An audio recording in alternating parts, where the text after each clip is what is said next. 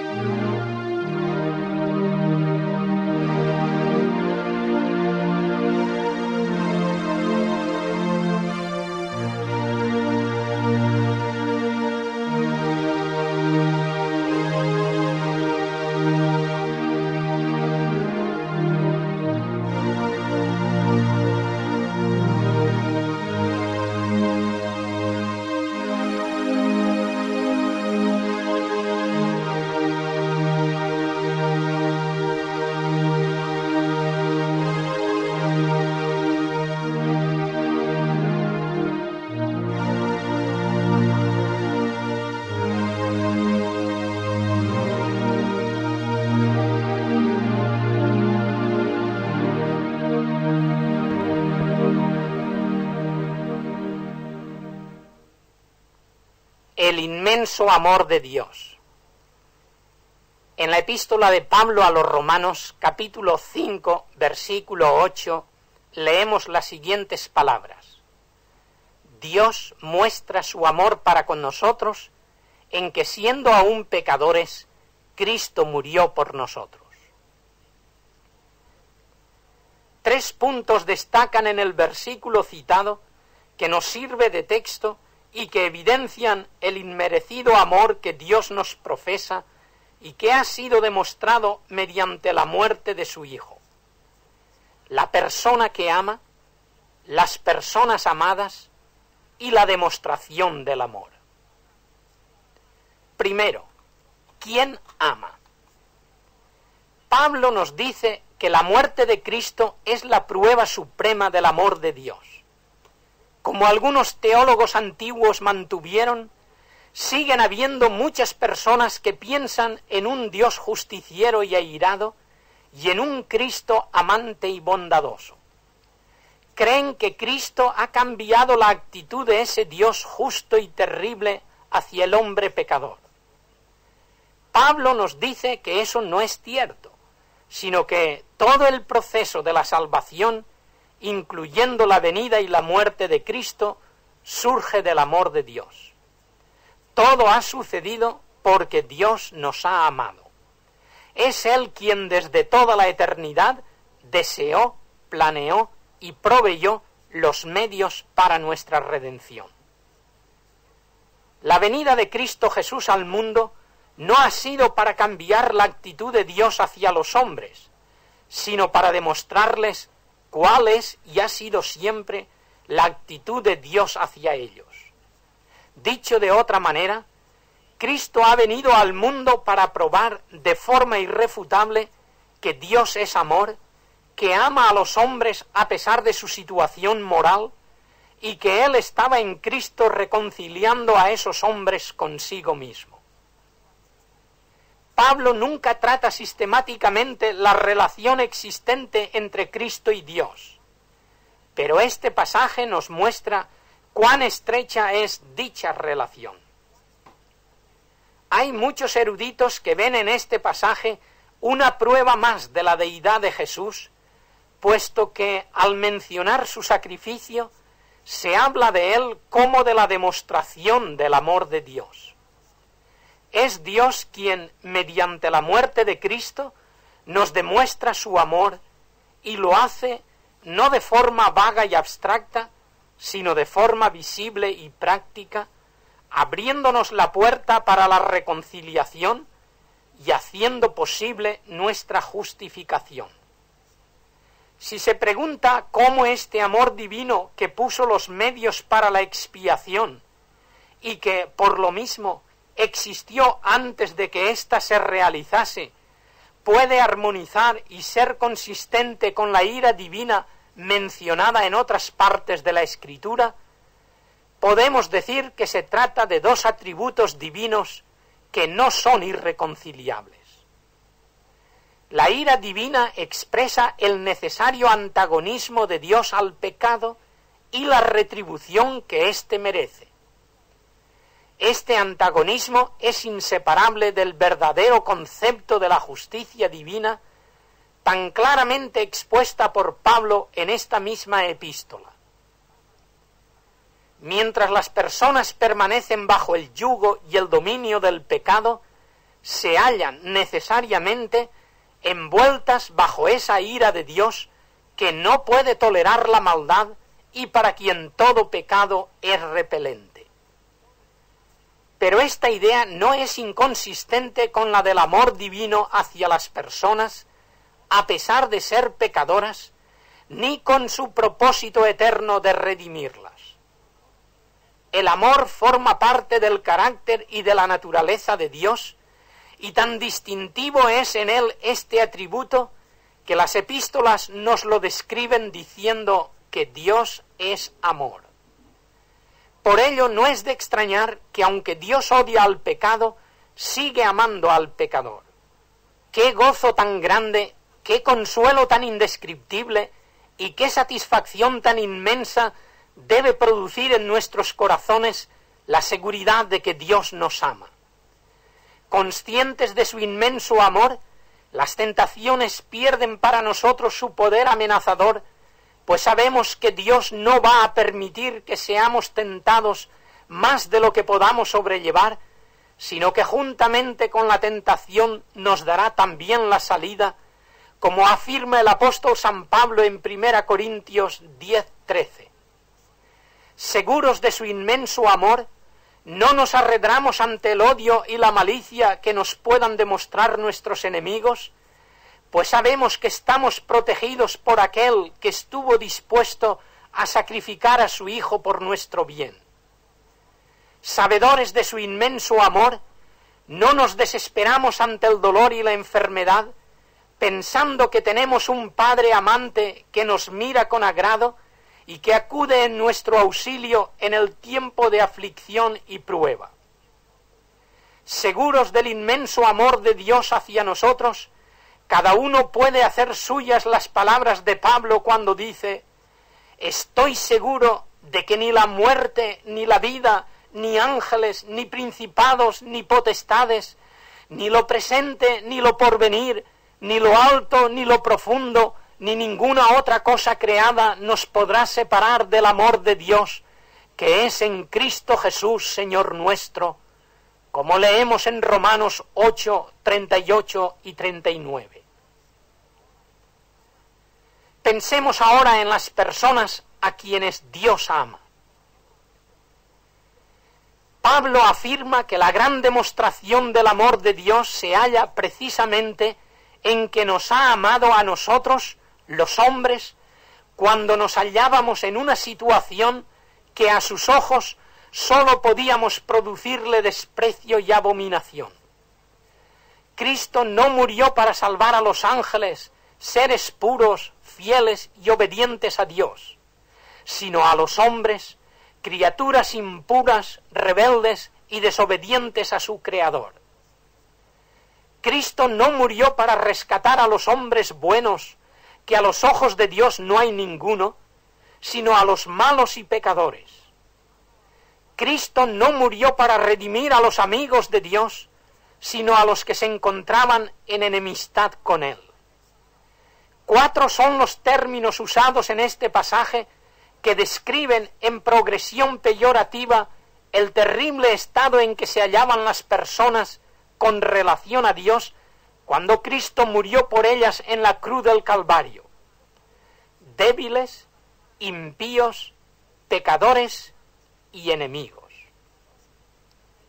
Primero, débiles o impotentes. Leemos en el versículo 6. En el mundo, los débiles e impotentes son generalmente despreciados y oprimidos por los fuertes y poderosos. Espiritualmente hablando, los hombres éramos débiles e impotentes. Nuestra situación era desesperada y, lo que es peor, nos sentíamos incapaces de salir de ella. Las pasiones nos dominaban, las tentaciones nos vencían, nos veíamos impotentes para mantener una vida pura y recta ante la sociedad, ante nuestra propia conciencia y ante Dios. Si hubiéramos tenido que ganarnos la vida eterna o merecerla, ¿cuán lejos quedaríamos de alcanzarla? A todos nos gusta recibir ayuda de aquellos que pueden proporcionárnosla. Pues bien, el mensaje bíblico nos dice que cuando éramos débiles e impotentes, Cristo murió por nosotros. El tiempo propicio y adecuado para que Dios ayude y salve a las personas sigue siendo cuando éstas se reconocen miserables y necesitadas, conscientes de que por sí mismas son incapaces de hacer nada valioso a los ojos de Dios. Es entonces cuando el poder y la gracia divinos quedan más claramente manifiestos. Por gracia sois salvos por medio de la fe, y esto no de vosotros, pues es don de Dios, no por obras para que nadie se gloríe, nos dice Pablo en su carta a los Efesios, capítulo 2, versículos 8 y 9. En segundo lugar, éramos impíos. No sólo éramos incapaces de desear o de alcanzar el bien, sino que también éramos impíos, como leemos en el versículo 6. Por impío se entiende a las personas que se muestran indiferentes a las cosas espirituales. Los hombres no sólo éramos incapaces de agradar a Dios, sino que ni siquiera nos preocupábamos de ello. Y no obstante, a pesar de nuestra indiferencia y frialdad para con Dios, Él sacrificó a su amado Hijo en favor nuestro. Si Dios solo hubiese tenido que salvar a los que por propia naturaleza se sienten inclinados hacia Él, ¿quién llegaría a ser salvo? Si hoy sentimos deseos de servir y agradar a Dios, es porque Él, en su infinita misericordia, ha tocado nuestro corazón y ha abierto nuestras mentes para que pensemos en Él y en nuestra vida espiritual. En tercer lugar, somos pecadores. Cristo no murió solo por personas débiles e inservibles, ni por personas espiritualmente indiferentes, sino que murió también por personas indignas y malas que habían quebrantado los preceptos divinos y habían desobedecido sus ordenanzas. Un pecador no es solamente el que roba, mata o adultera. Un pecador es también el que deja de hacer lo que Dios manda. El significado de la palabra pecar, en griego hamartía, es el de fallar el blanco, y tanto implica el aspecto positivo de hacer una cosa mala, lo que los teólogos llaman pecado de comisión, como el aspecto negativo de dejar de hacer lo que uno debe hacer, lo que los teólogos llaman pecado de omisión. Consciente o inconscientemente, todos los hombres somos pecadores, y la paga del pecado es muerte. Necesitábamos a alguien que muriese por nosotros para satisfacer por nuestro pecado y librarnos de la condenación. Gracias al inmenso amor de Dios, Cristo vino al mundo para salvar a los pecadores. Mediante su muerte expiatoria y vicaria en el Calvario, la ley fue satisfecha en nuestro lugar, y a pesar de nuestra indignidad y malicia, somos justificados por la fe y tenemos paz para con Dios. Y por último, éramos enemigos suyos.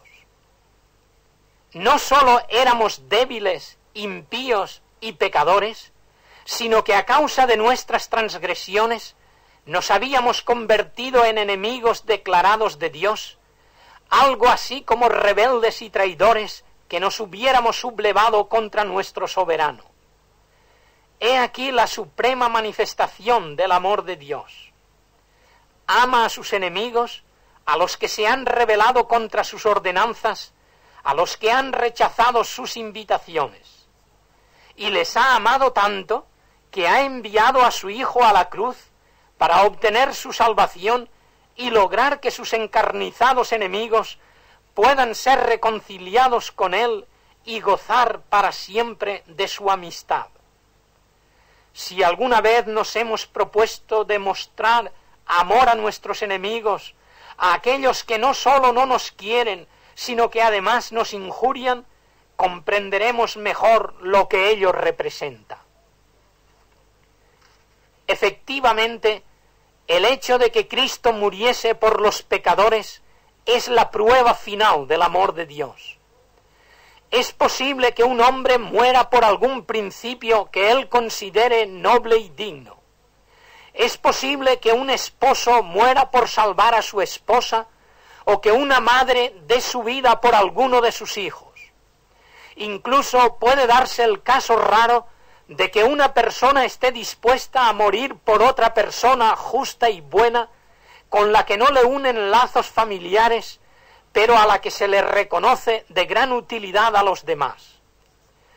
Ahora bien, la gran maravilla acerca de Cristo es que Él murió no por los buenos, sino por los malos, no por los que lo merecían, sino por los que eran indignos, no por los justos, sino por los injustos, no por los obedientes y sumisos, sino por los desobedientes y rebeldes, no por sus amigos, sino por sus enemigos. Verdaderamente, el amor no puede hacer más. Y por último, pensemos cómo nos ama Dios.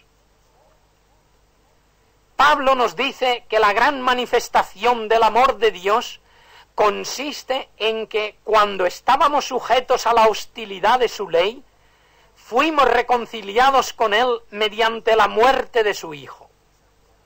La misma idea se encuentra expresada en otras partes de la Escritura, donde se nos dice que Cristo dio su vida en rescate por las personas. Mateo 20:28 y 1 Timoteo 2:6. ¿Qué es lo que significa dar la vida en rescate por los demás? En estos tiempos en los que desgraciadamente abundan los casos de secuestros de personas para cobrar por ellas una suma de dinero u obtener la liberación de prisioneros, resulta fácil comprender que el precio es lo que se paga para devolver sana y salva a la persona secuestrada. Pero cuando los escritores del Nuevo Testamento usaron esta palabra y la aplicaron a la muerte de Cristo, el término por ellos usado no tenía un solo significado, sino varios, y todos ellos arrojan luz para comprender mejor lo que significó la muerte de Cristo en favor de la humanidad caída. El primer significado era compensación de una pena de muerte. La ley del talión exigía ojo por ojo, diente por diente, vida por vida. Si alguien mataba a otra persona y podía demostrar que el hecho fue involuntario, tenía que entregar una suma de dinero a los familiares de la víctima como compensación por su muerte, para que el que la causó no tuviera que morir. La cantidad de dinero que se entregaba recibía el nombre de precio de rescate. Espiritualmente hablando, los hombres estábamos condenados a una muerte eterna. Para librarnos de la condenación se había de pagar un precio con el que se conmutase nuestra sentencia. Cristo Jesús dio su vida como precio de nuestro rescate y gracias a él nosotros obtuvimos redención. El segundo significado de la palabra rescate es liberación de un esclavo. Cuando un general era vencido en el campo de batalla, su adversario tomaba a los soldados vencidos como botín de guerra y los vendía como esclavos. El precio de cada uno de ellos, lo que sus familiares o sus compradores tenían que pagar, se llamaba también el precio del rescate. Espiritualmente hablando, los hombres éramos esclavos del diablo y del pecado. Para poder obtener la libertad era preciso que alguien pagase el precio de nuestro rescate. Fue nuestro hermano mayor, Cristo Jesús, quien compró nuestra libertad, no con oro ni plata, pero sí con su sangre preciosa derramada en la cruz del Calvario. El tercer significado de la palabra rescate es el de devolución de una prenda empeñada. Antiguamente, como aún sucede en nuestros días, era corriente el que cuando una persona necesitaba dinero, llevaba una prenda o joya a un prestamista, quien a cambio del dinero que le daba en préstamo, quedaba en posesión de dicho objeto. Para que el dueño pudiera recuperar su prenda empeñada, era preciso devolver en el tiempo señalado la cantidad prestada, junto con los intereses impuestos por el prestamista. Espiritualmente hablando, nosotros habíamos empeñado nuestra alma al diablo a cambio de obtener la libertad de hacer cuanto nos plugiera. El diablo astutamente nos dio placeres, diversiones y el poder de hacer lo que halagase a nuestros instintos y pasiones. Para poder recuperar el dominio sobre nuestra alma y servir con ella al Señor, simbólicamente era preciso pagar el precio de nuestro rescate, cosa que llevó a cabo Cristo Jesús con su muerte en la cruz. Y el último significado del término rescate tiene que ver con la recuperación de una herencia perdida. Cuando una persona fallecía sin haber hecho testamento, sus herederos tenían que pagar una elevada suma de dinero a las autoridades si no querían perder dicha herencia. A la cantidad que se tenía que pagar para recuperar los derechos a la herencia se le llamaba asimismo precio del rescate. Espiritualmente hablando, también nosotros habíamos perdido el derecho a la herencia celestial que el Señor tuvo a bien preparar para nosotros. Con el fin de recuperar la posibilidad de disfrutar de dicha herencia en los cielos, alguien tenía que pagar el precio del rescate. A nosotros nos era imposible el realizarlo, pero Cristo Jesús, con su muerte vicaria en la cruz del Calvario, pagó el precio de dicho rescate y ahora podemos aspirar nuevamente a disfrutar de una eternidad en los cielos. Podemos finalizar nuestra meditación recalcando los 3 puntos siguientes. Cristo nos redimió con su sangre y nos reconcilió con Dios mediante su muerte expiatoria. Esto, a la vez que una demostración de la justicia divina, es la mejor demostración del amor de Dios, un amor inmenso, incomprensible, sin precedentes ni paralelos y que merece toda nuestra gratitud. Si cuando éramos pecadores y hostiles a Dios, fuimos objeto de su amor, un amor que redime y justifica, podemos estar plenamente seguros de que su gracia y misericordia no nos han de faltar, ahora que por los méritos de Cristo estamos en buena relación con Él. Asimismo, podemos mirar el futuro con confianza, sabiendo que el que nos reconcilió con Dios nos librará también de su ira en el día del juicio, guardándonos eternamente salvos. Puesto que Dios nos ha demostrado tan profundamente su amor, y al amarnos nos ha impartido parte de su propia naturaleza, que es amor, debemos convertir el amor a semejanza suya en el motivo central de nuestro propio ser moral y amar como Él nos ha amado. Nuestro amor debe ser un reflejo del suyo, amando incluso a nuestros enemigos y a aquellos que se hallan hundidos en el pecado. Que el Señor nos ayude a amar como Él nos amó a nosotros. Amén.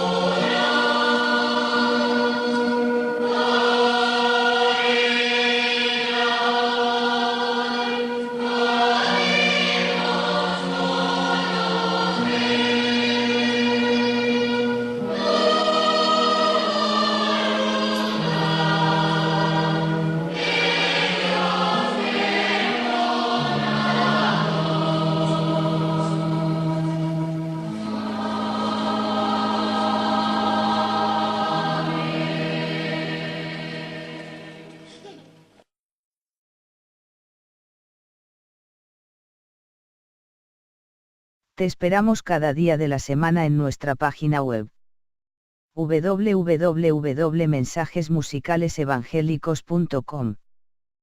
Que Dios te bendiga.